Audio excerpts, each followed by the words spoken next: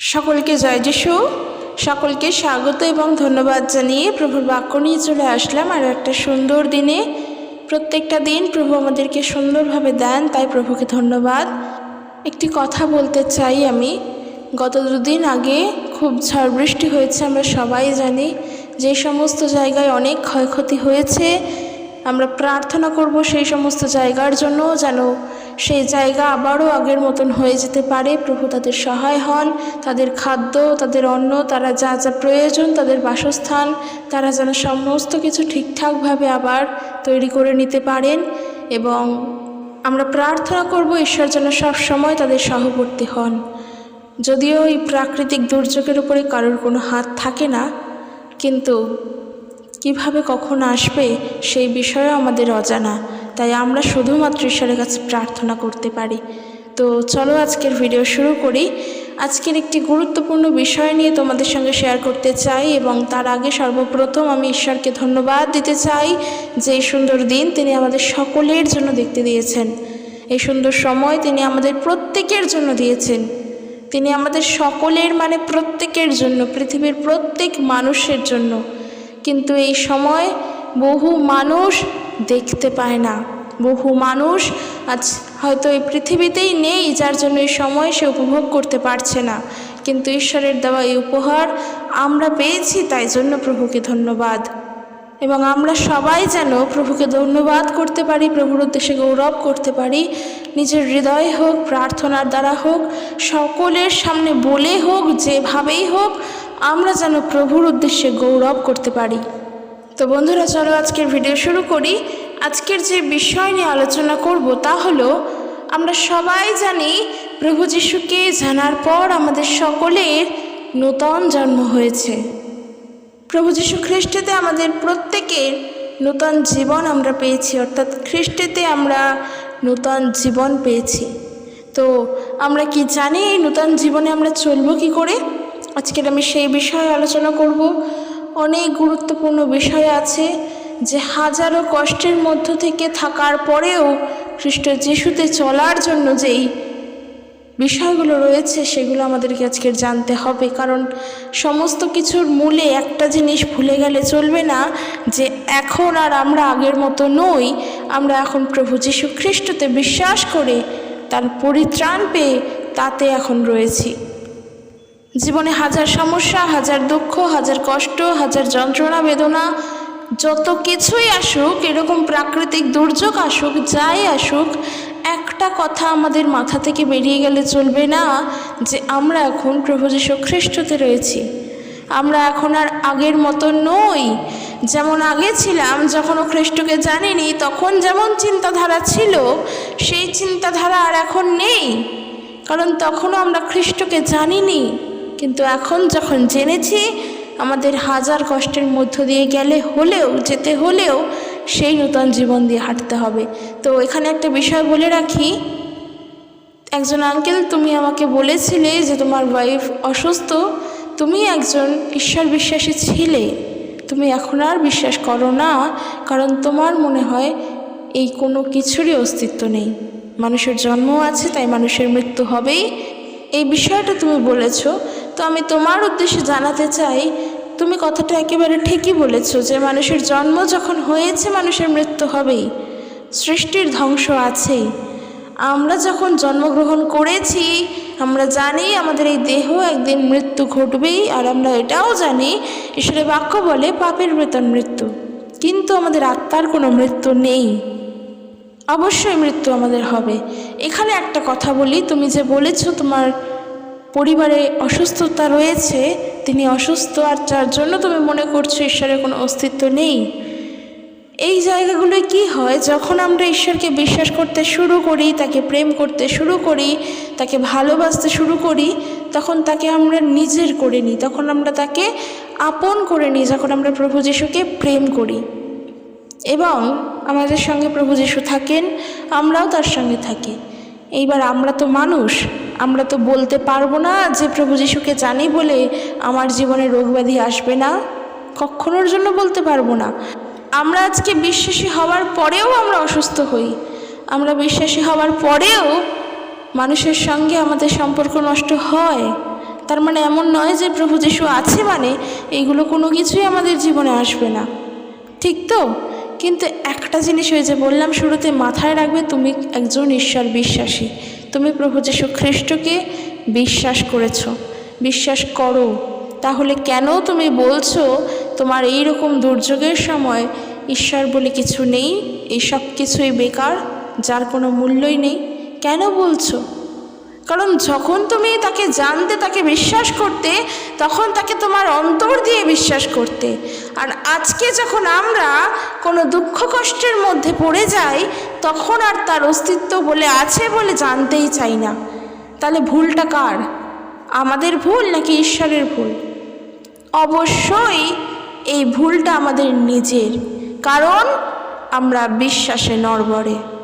আমরা যদি জেনে থাকি প্রভু যিশু তার অলৌকিক কার্য করেছিলেন, তিনি ঝড় থামিয়েছিলেন, সেখানে আমরা একটি শিক্ষা অর্জন করতে পারি সেই জায়গার থেকে। আমরা যদি মধ্যলিখিত সুসমাচার তার 8 অধ্যায় 23 পদ থেকে দেখি বা পড়ি, সেখানে এরূপ আছে, প্রভু যিশু এরপর একটি নৌকাতে উঠলেন আর তার শিষ্যরা তার সঙ্গে গেলেন এবং সেই হ্রদের মধ্য দিয়ে যেতে যেতে হঠাৎ ভীষণ ঝড় উঠল, তাতে নৌকার উপরে ঢেউ আছড়ে পড়তে লাগলো।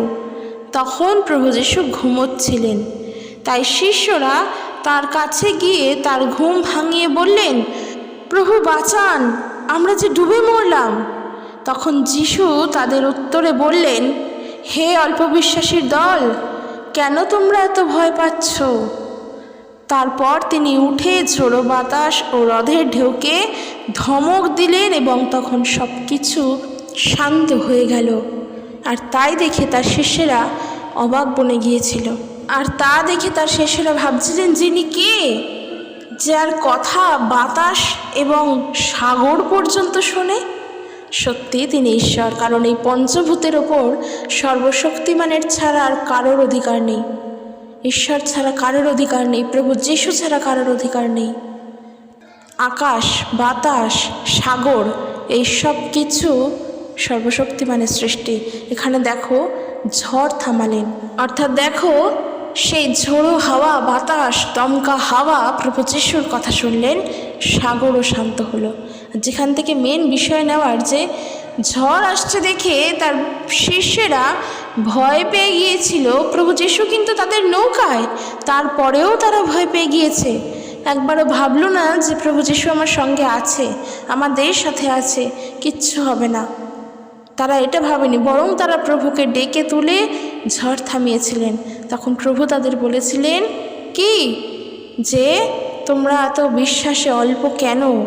তোমরা অল্প বিশ্বাসীর দল।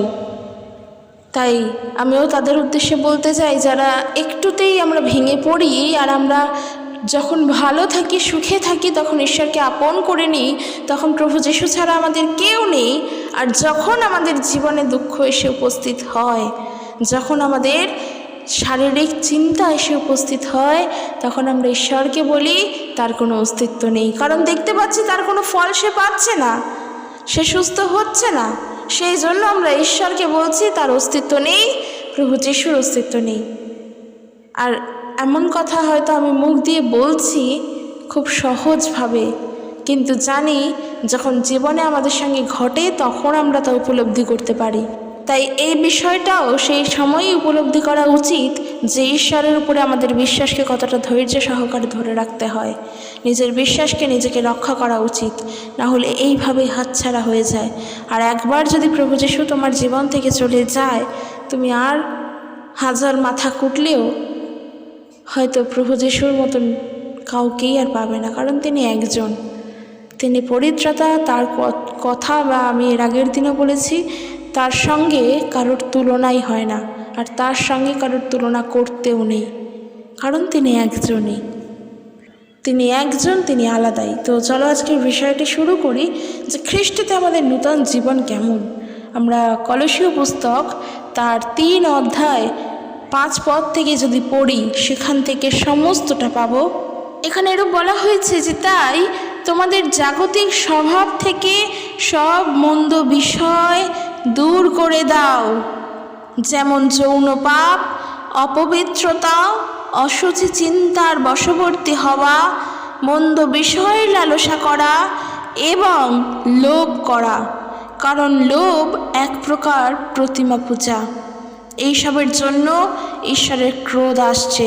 তোমাদের অতীতের পাপময় জীবনে তোমরা সেই সব মন্দ কাজে লিপ্ত ছিলে, অতীতের পাপময় জীবনে। কারণ আমরা অতীতে পাপী ছিলাম, তখন আমরা খ্রিস্টকে নিজের পরিত্রাতা বলে গ্রহণ করিনি যতদিন না প্রভু যীশুকে জেনেছি। আমরা জগতের বশবর্তী হয়ে চলতাম, আমাদের এই সমস্ত কিছু অনেক ভালো লাগতো। এই অসহ্য চিন্তার বশবর্তী হওয়া, অপবিত্রতা, যৌন পাপ, মন্দ বিষয়ে লালসা করা, লোভ করা, এই সমস্ত কিছু আমাদের ভালো লাগতো। কারণ তখন আমাদের জীবন ছিল পাপময়। মানুষের জীবনের পাপ হলো এই কাজগুলো করাই। যখন এই সমস্ত কাজের থেকে সে নিজেকে নিজে উপলব্ধি করতে পারবে যে এগুলো ঠিক নয়, আর আমার একজন দরকার, আমার জীবনের জন্য এমন হয়তো কাউকে দরকার যে কিনা আমাকে এই বিষয়গুলো থেকে উদ্ধার করতে পারবে, আমি এই সমস্ত কিছুর জন্য অনুতপ্ত, তখন প্রভু যীশু তোমার সঙ্গেই আছেন। কারণ প্রভু যীশু এই সব কিছুর থেকে আমাদেরকে মুক্ত করেছে, স্বাধীন করেছে। জাগতিক সমস্ত স্বভাব থেকে, জগতের সমস্ত খারাপ চিন্তা ভাবনা থেকে তিনি আমাদের মুক্ত করেছেন, স্বাধীন করেছেন, আমাদের পরিত্রাণ দিয়েছেন। তাই অতীতে যেমন পাপময় জীবন ছিল, সেই সমস্ত মন্দ কাজে যেন আর আমরা না থাকি বলছে। কিন্তু এখন তোমাদের জীবন থেকে রাগ, ক্রোধ, ঘৃণাপূর্ণ অনুভূতি, অপমানসূচক আচরণ এবং লজ্জাজনক আলাপ সব কিছু দূর করে দাও। দেখো কত গুরুত্বপূর্ণ এবং কত নিখুঁত এবং ছোট ছোট এই বিষয়গুলো, যেগুলো আমাদের জীবনের সঙ্গে লেগে থাকে। রাগ, ক্রোধ, ঘৃণাপূর্ণ অনুভূতি, অপমানসূচক আচরণ, লজ্জাজনক আলাপ, এই যে ছোট ছোট অনুভূতিগুলো, এই ফিলিংসগুলো, এগুলো খুব ন্যাচারাল। জগতের মানুষের চোখে, জগতের চোখে খুবই স্বাভাবিক। রাগ হওয়া, ক্রোধ হওয়া, ঘৃণাপূর্ণ অনুভূতি হওয়া, লালসা জগতের মানুষের চোখে খুবই সাধারণ, খুবই স্বাভাবিক। কিন্তু আজকের আমরা যখন ঈশ্বরের সন্তান, প্রভু যীশুকে জেনেছি, আমরা পরিত্রাণপ্রাপ্ত হয়েছি, মুক্ত হয়েছি, তখন এই জিনিসগুলো আমাদের জীবনের জন্য আর স্বাভাবিক নয়। কারণ এই সমস্ত কিছুকে আমরা এখন পরিত্যাগ করব, পুরোপুরিভাবে পরিত্যাগ করতে চাই। জীবনের রাগ থাকবে, কিন্তু তার জন্য প্রার্থনা করো, প্রভু তোমার জীবন থেকে সেই রাগকেও সরিয়ে নেবেন। প্রার্থনাটা তো তোমাকেই করতে হবে। তোমার জীবনে আজকে খুব রাগ, তুমি সহজেই রেগে যাও, চট করে রেগে যাও, তোমার অনুভূতিগুলো ঘৃণাপূর্বক। এর জন্য তুমি যদি কারোর কাছে গিয়ে বলো যে আমার জন্য প্রার্থনা করে দাও, হয়তো ঈশ্বর শুনবেন তার কথা। আমি বলছি না ঈশ্বর শুনবেন না, কারণ তিনি সব কিছু শুনতে পান। কিন্তু যখন রাগটা তোমার নিজের, তখন তোমার কর্তব্য তোমার নিজের জন্য নিজের প্রার্থনা করা। কারণ তোমার পরিত্রাণ তুমি পেয়েছো, অমুক মানুষ পাননি, তারটা সে পেয়েছে, তোমারটা তুমি পেয়েছো। রাগটা তোমার, তার নয়। তাই জন্য অবশ্যই এই সমস্ত থেকে আমাদেরকে দূরে থাকতে হবে। এরপর বলছে পরস্পরের কাছে মিথ্যা কথা বলা। বহু মানুষ আছে যারা এখনও বলে, খ্রিস্টতে থেকেও আমরাও করি, আমরাও হয়তো পরস্পরের কাছে মিথ্যা বলি। কারণ বলছে, কারণ তোমরা তোমাদের পুরনো পাপময় সত্তাকে তার সমস্ত মন্দ কর্ম সমেত ত্যাগ করেছ। দেখো, এই সব কিছুকে বর্জন করে নিজে একজন পবিত্র মানুষ হয়ে ওঠা, এটা তো সম্পূর্ণ নিজের, এটা তো অন্য কারোর কাছে বা নিজের মানুষের, প্রিয় মানুষের কাছে প্রকাশ করা যায় না। তুমি মিথ্যা বলবে না, তুমি খারাপ পথে এগোবে না, খারাপ চিন্তার বশবর্তীও হবে না, লালসা করবে না, লোভ করবে না, ঘৃণাপূর্ণ অনুভূতি আনবে না। এগুলো সম্পূর্ণ নিজের। ঈশ্বরের সঙ্গে আমাদের সম্পর্কটা এমনই, প্রার্থনার দ্বারা এগুলো আমরা ঠিক করব। নিজের এগুলো কারোর নয়। মন্দ চিন্তার বশবর্তী আমি হচ্ছি মানেই যে তুমি হচ্ছ তা নয়। তোমারটা তোমার, আমারটা আমার। এটা সম্পূর্ণ নিজের দিক থেকে নিজে পবিত্র হয়ে ওঠা। আর এটা ঈশ্বর আমাদের থেকে চান, আমরা যেন তার ভালোবাসায় বৃদ্ধি পাই, তার প্রেমে বৃদ্ধি পাই, তার পবিত্রতায় যেন আমরা বড় হয়ে উঠতে পারি। আমাদের ধার্মিকতার মধ্যে আমরা খ্রিস্টকে বিশ্বাস করে ধার্মিক হয়েছি, সেই ধার্মিকতা আমাদের হৃদয়ে যেন সবসময় বাস করে। আর আমরা যেন এই সমস্ত কিছুকে নিজের জীবন থেকে ত্যাগ করে খ্রিস্টের সেই সত্য পথে চলতে চাই, চলতে পারি। এটা সম্পূর্ণভাবে নিজের। এই জিনিসগুলো কাউকে শিখিয়ে পড়িয়ে বলিয়ে দেওয়া যায় না। আজকের তুমি প্রভু যিশুকে জানো, আমিও জানি। তুমি হয়তো এই জগতের শিক্ষা থেকে অনেক দূরে রয়েছো, তোমার কাছে এই জগতের শিক্ষা ঠিক নয়, কারণ তুমি খ্রিস্টকে জানো, তোমার মধ্যে এই বিশ্বাস আছে আমি প্রভু যিশুকে জানি, আমি তার পথে চলবো। জগতের শিক্ষা অনুযায়ী নয়। জগতে আছি, জগতে বাস করি, কিন্তু জগতের শিক্ষা অনুযায়ী নয়, জগতের চিন্তা অনুযায়ী নয়, অর্থের চিন্তা অনুযায়ী নয়। আর আজকের আমিও প্রভু যিশুকে জানি, তাকেও আমিও গ্রহণ করেছি। কিভাবে? নিজের পরিত্রাতা বলে স্বীকার করেছি, অথচ আমার চিন্তাভাবনা এখনও জগতের সাথে। আমি সেই জগৎকেই ভালোবাসছি, জগৎকেই প্রেম করছি। তুমি আমাকে যতই বলো আমি শুনছি না। তোমার কাজ তুমি করছো, আমার কাজ আমি করছি, কিন্তু দুজনেই কিন্তু আমরা প্রভু যিশুকে জানি। ওই জন্য বললাম, কারোর উপরে জোর করে এই বিষয়গুলো জানানো যাবে না, কারোর উপরে জোর জবরদস্তি করে এগুলো বোঝানো যাবে না। সে যতক্ষণ না নিজের জীবনে নিজে উপলব্ধি করতে পারছে যে সত্যিই সে যা রাগ করছে সেটা ঠিক নয়, কারণ প্রভু যিশু আমাদের থেকে এরকম রাগ প্রত্যাশা করেন না। যতক্ষণ না সে বুঝতে পারছে ততক্ষণ তার নিজের ভুলের জন্য সে অনুতপ্ত হতে পারছে না। আর খ্রিস্টকে বিশ্বাস করো, নিজের পাপকে স্বীকার করো অনুতপ্ত হৃদয়ের সঙ্গে, খ্রিস্ট তোমার সাথে এমনিই রয়েছেন। দেখো 10 পদ থেকে বলছে যে তোমরা নূতন সত্তাকে পরিধান করেছ। এই নূতন জীবনে তোমাদের নূতন করে তৈরি করা হচ্ছে। বলছে তোমাদের যিনি সৃষ্টি করেছেন তোমরা তার মতো হয়ে উঠছ। এই জীবনের মাধ্যমেই তোমরা ঈশ্বরের সত্য পরিচয় পাচ্ছ। কত বড় বিষয় বলো তো এটা। তোমাদের যিনি সৃষ্টি করেছেন তোমরা তার মতো হয়ে উঠছ। তোমাদের জীবনে, তোমাদের নূতন জীবনের মাধ্যমে তোমরা ঈশ্বরের সত্য পরিচয় পাচ্ছ। কত বড় বিষয় একবার ভাবো। আজকের আমরা পাপী ছিলাম, পাপের জগতেই এসেছি, পাপময় জীবনেই কাটাচ্ছিলাম, পাপী ছিলাম। ঈশ্বর যদি না ভালোবেসে প্রেম না করে খ্রিস্টকে দিতেন আমাদের কাছে, উদ্ধার আমরা পেতাম না। আর বলছে যে তোমাদের যিনি সৃষ্টি করেছেন, কে? ঈশ্বর। আমাদেরকে ঈশ্বর সৃষ্টি করেছেন, তোমরা তার মতো হয়ে উঠছ। এই যে আমরা ঈশ্বরের মতো হয়ে উঠছি। এর আগেও আমরা এই বিষয়ে আমরা পড়েছি, যা সত্য যা পবিত্র ঈশ্বর তাই চান আমাদের জন্য, কারণ তিনি সত্য, তিনি পবিত্র। আমরা তার মতো হয়ে উঠছি।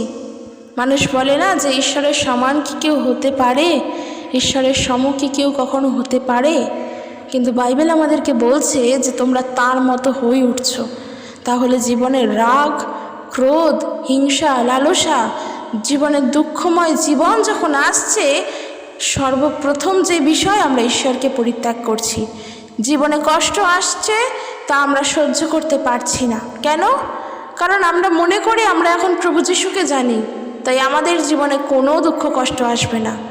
কিন্তু এই তথ্যটা তো ঠিক নয়, এই ইনফরমেশনটা তো ঠিক নয়, এটা তো ভুল। জীবনে যদি দুঃখ কষ্ট না আসে তাহলে জীবনের মানেটা কি? দুঃখ কষ্ট সুখ দুঃখ নিয়েই তো জীবন। বাধা অতিক্রম করতে না শিখলে আলোর পথ, মসৃণ পথ পাবো কী করে? তো এখানে বিষয়টা তাই বলছে যে যখন আমাদের জীবনে প্রভু যিশু এসেছেন তখন আমরা তাকে গ্রহণ করেছি, নিজের হৃদয়ে তাকে ঈশ্বর বলে গ্রহণ করে নিয়েছি। আর এখন যদি আমাদের সেই নিজের জীবনযাপন পুরনো স্বভাবেরই হয়ে থাকে, সেই একই রকমের, তাহলে আমরা কি করে ঈশ্বরের মতো হয়ে উঠতে পারছি একবার বলো? সেই রাগ, সেই হিংসা, সেই ঝগড়া, সেই খারাপ কথা বলা, মারপিট করা সব কিছু রয়েছে, সেই মন্দ চিন্তা করা সব কিছু রয়েছে। তাহলে আর আমরা কিভাবে নূতন জীবনের মধ্য দিয়ে ঈশ্বরের সত্য পরিচয়কে পাচ্ছি?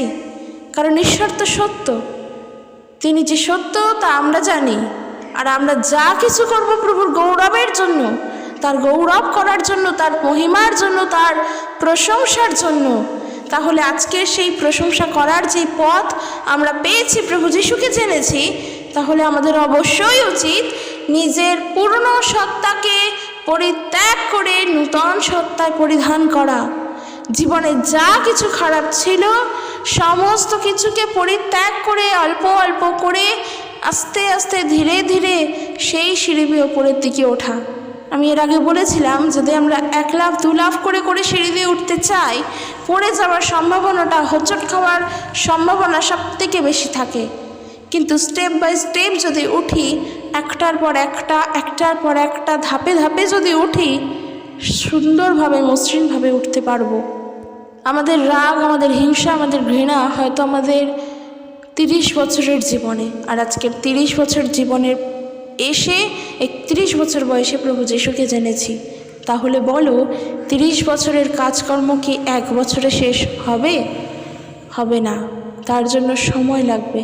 তার জন্য এই নয় যে আমার আরও 30 বছর লাগবে, না।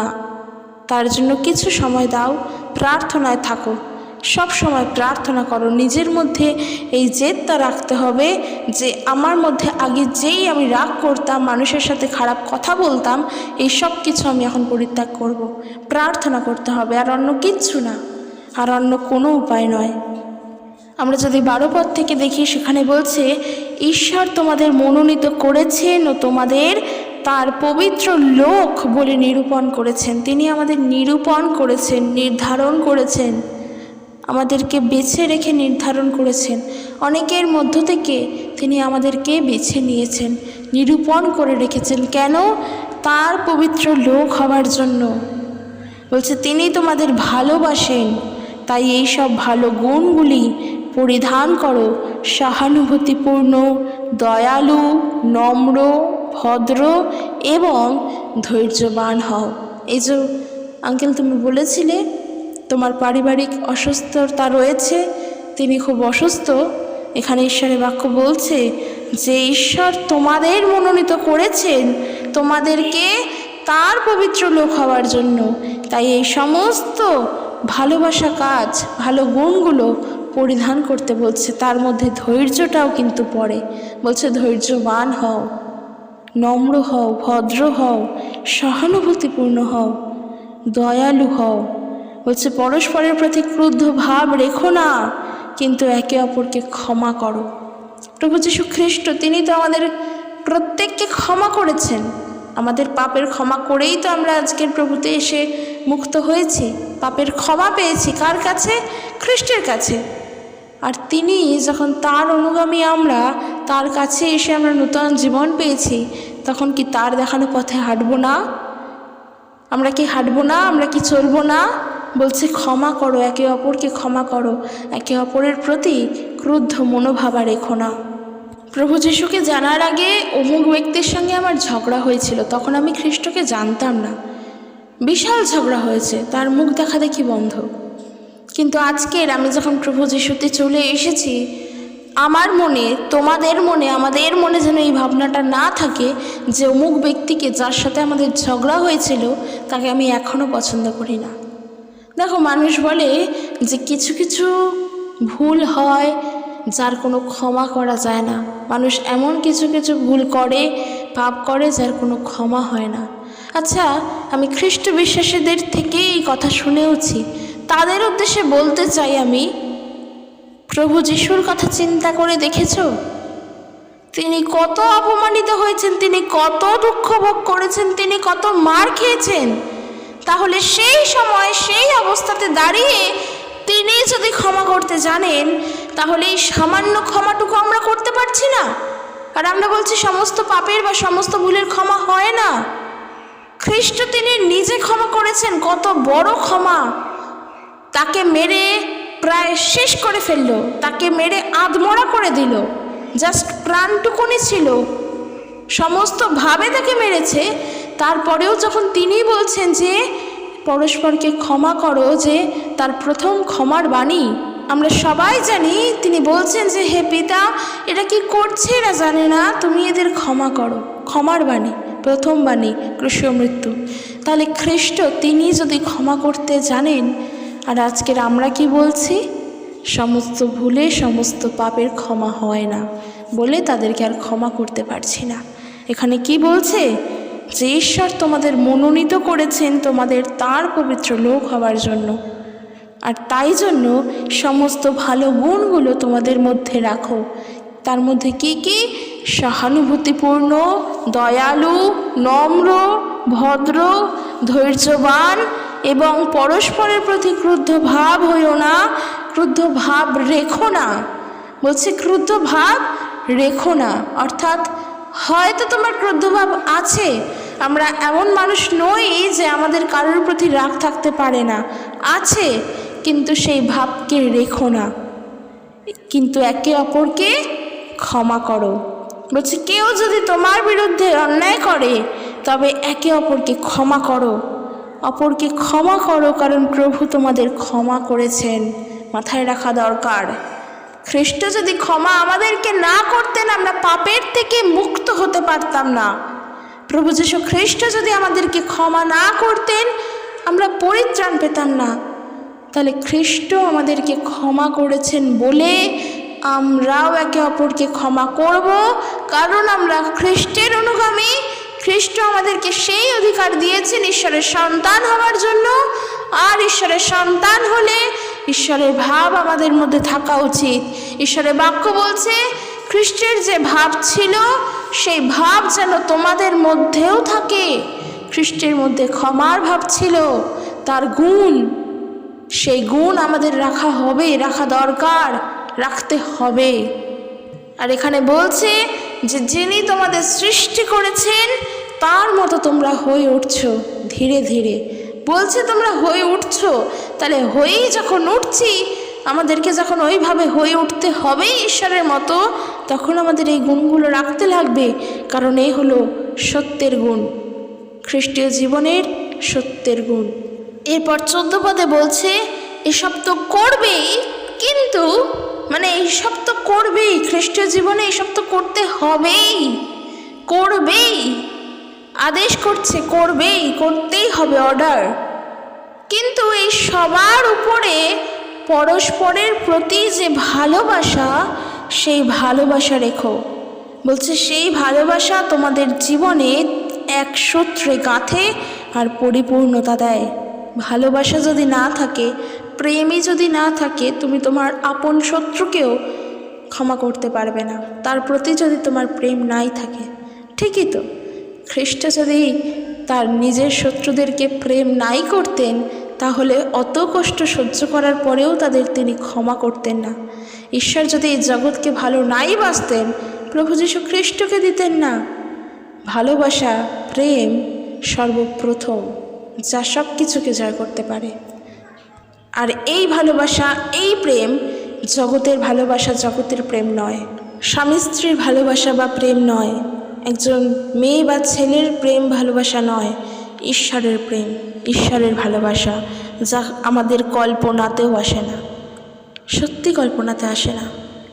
15 পদে বলছে যে প্রভু যীশু খ্রিস্ট যে শান্তি দেন তা তোমাদের অন্তরের সমস্ত চিন্তাকে সংযত রাখুক। এই যখন আমরা মন্দ চিন্তার বশবর্তী হই, বিভিন্নভাবে কুচিন্তা, মানুষের ক্ষতি করার চিন্তা, খারাপ চিন্তা, এমনকি ঈশ্বরের সম্পর্কেও মন্দ চিন্তা যখন আমাদের জীবনে আসে, ঈশ্বরের বাক্য বলছে ঈশ্বরের যে শান্তি, প্রভু যীশু খ্রিস্টের যে প্রেম বা শান্তি, তা সেই চিন্তাগুলোকে সংযত রাখুক। মাথায় রাখবে যে তুমি চিন্তা করছো খারাপ, ভাবছো খারাপ, কিন্তু ঈশ্বর তোমাকে ভালোবাসেন, প্রেম করেন, খারাপ চিন্তা করার জন্য নয়। বলছে তোমরা তো সেই কারণেই শান্তি পেতে এক দেহে আহুত হয়েছ। তোমরা সব সময় কৃতজ্ঞ থাকো, ঈশ্বরের কাছে কৃতজ্ঞ থাকো।